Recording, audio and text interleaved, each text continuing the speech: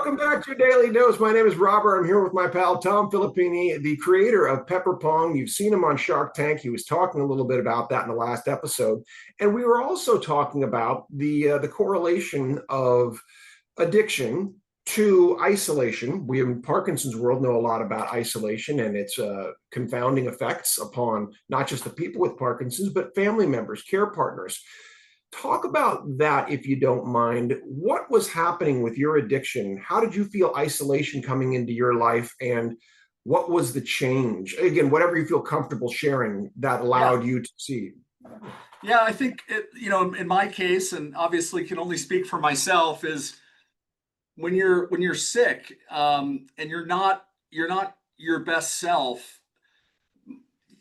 tend to gravitate towards avoiding interaction with other people. And in alcoholism, like it's different than Parkinson's. Obviously, they're completely different diseases, but they're both diseases, and they both compromise your faculties in some regard. And and so when I was dealing with alcoholism, I just didn't feel like I was my best self. I was hiding things. I was not fit. I was not sharp. All that stuff. And as a result, it was like I just want to be by myself, right? And I just want to sit there in my own stuff, and just avoid interaction with other people. And that was my tendency. And I think that's common. I have family members and friends who are, addicts, and I'm very familiar with NA and AA, and very big fan of the 12-step programs. In a creative way, we use in our writing programs a variation of a. Are you familiar with Joseph Campbell? Do you know who he is? The Hero's Journey. I know the hero's journey, but yeah, yeah, yeah. So he's the guy who invented it, an academic who looked at all the stories through all time, back from the cave dwellers 10,000 years ago to, semi-modern times. He passed in the 80s, 1980s. I have to say that now with kids who go the 1900s. Right. But at any rate, he said, hey, we're telling the same stories as species, regardless of time period, of culture, of whatever else. We're telling this kind of monomyth as a species that connects us. And it was delineated by another guy named Chris Vogler in the film world to have 12 steps that, you talk about the 12-step program in AA. It's interesting. And you probably see the title of my book back here, Acceptance. My sister brought forth the great idea of the AAA that she, knows of in recovery, which is acknowledgement, acceptance, and then action.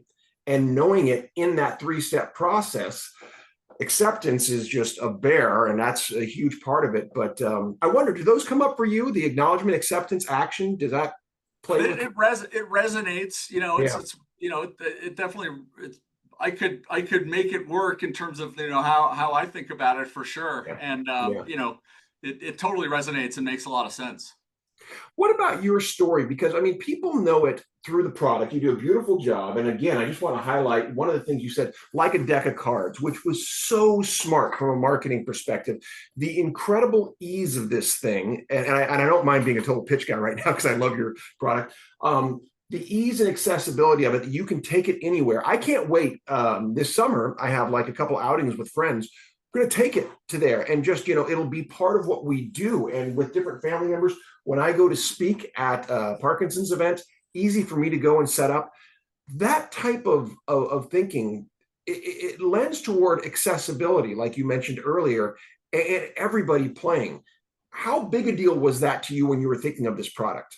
It was central to the product itself because there's so many games or sports or whatever that are exclusionary to somebody for some reason or another, either or exclusionary based on geography or environment, right? And so we want it to be a geographically, environment, and person agnostic. And so anybody can play in any setting anywhere in the world. And it's been played on a little table between the aisles on a commercial airline cabin. Like it's literally played everywhere by anybody. And there aren't games like it. Like you look at all the games that are prevailing out there today, you walk into a Dick's Sporting Goods and you see a spike ball or a can jam or a cross net or some of these really cool games, but you got to be up on your feet. Like I'm 50 years old and I can barely play half, and I'm athletic and I can barely play half of these games because you got to be diving all over the place. So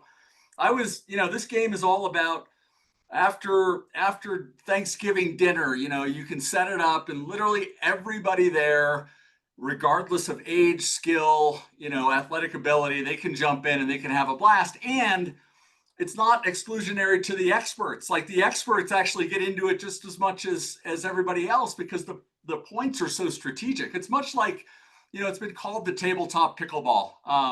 There you go. I'm glad you brought that up because I was going to go there. In fact, let's put a pause on that because we want to come back because pickleball, as we know, is just exploding, and that's exactly got to talk about. Let's Yeah. come on back in just a minute. Good job, Yeah. Tom.